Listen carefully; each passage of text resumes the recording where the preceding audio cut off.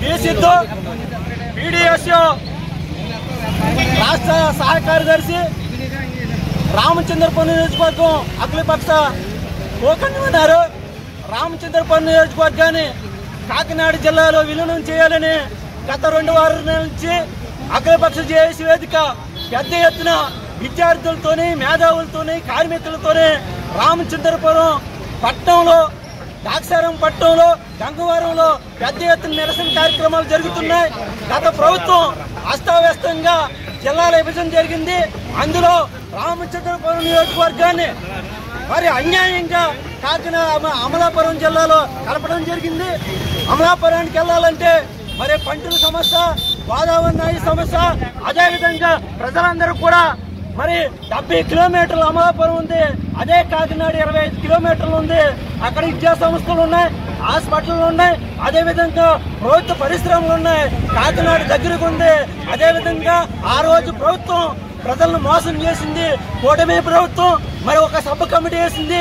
ఈ సబ్ కమిటీలో తక్షణమే ప్రభుత్వం మరి ఏదైతే రామచంద్రపురం నియోజకవర్గాన్ని కాకినాడ జిల్లాలో కలపాలని లేని పక్షంలో మేము రూపొద్దున మరి ఈ వారంలోనే ప్రకటించుకుంటాం.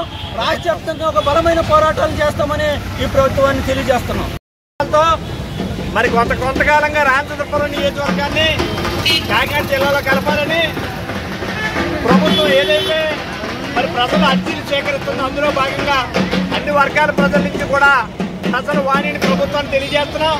ఈరోజు ద్రాక్షారామ అంటే మరి పల్లెటూర్లకి కేంద్ర బిందువైనటువంటి ద్రాక్షారామాలు వర్తక వ్యాపారస్తులు, విద్యార్థులు, అలాగే ఆటో కార్మికులు, రిక్షా కార్మికులు, చర్మకారులు, ట్యాక్సీ యూనియన్లు అన్ని వర్గాల ప్రజలు కూడా మరి రామచంద్రపురం నియోజకవర్గాన్ని కాకినాడ జిల్లాలో కలపాలని 29, 30వ తారీఖు వచ్చేటటువంటి మంత్రివర్గానికి తెలియజేయడానికి భారీ స్థాయిలో నియోజకవర్గానికి వెళ్తాం.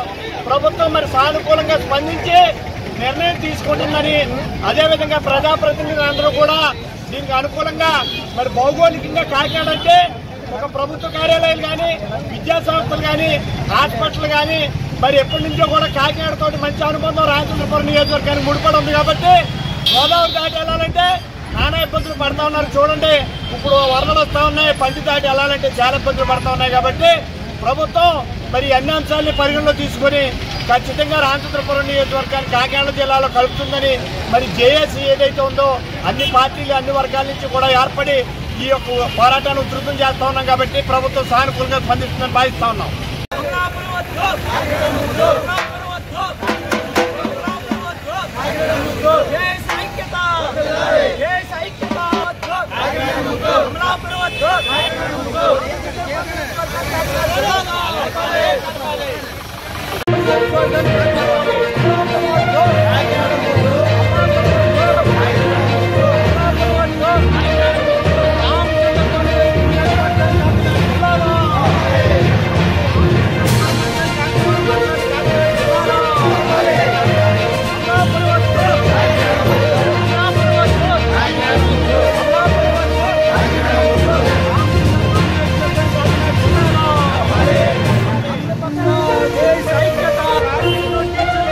ఐక్యత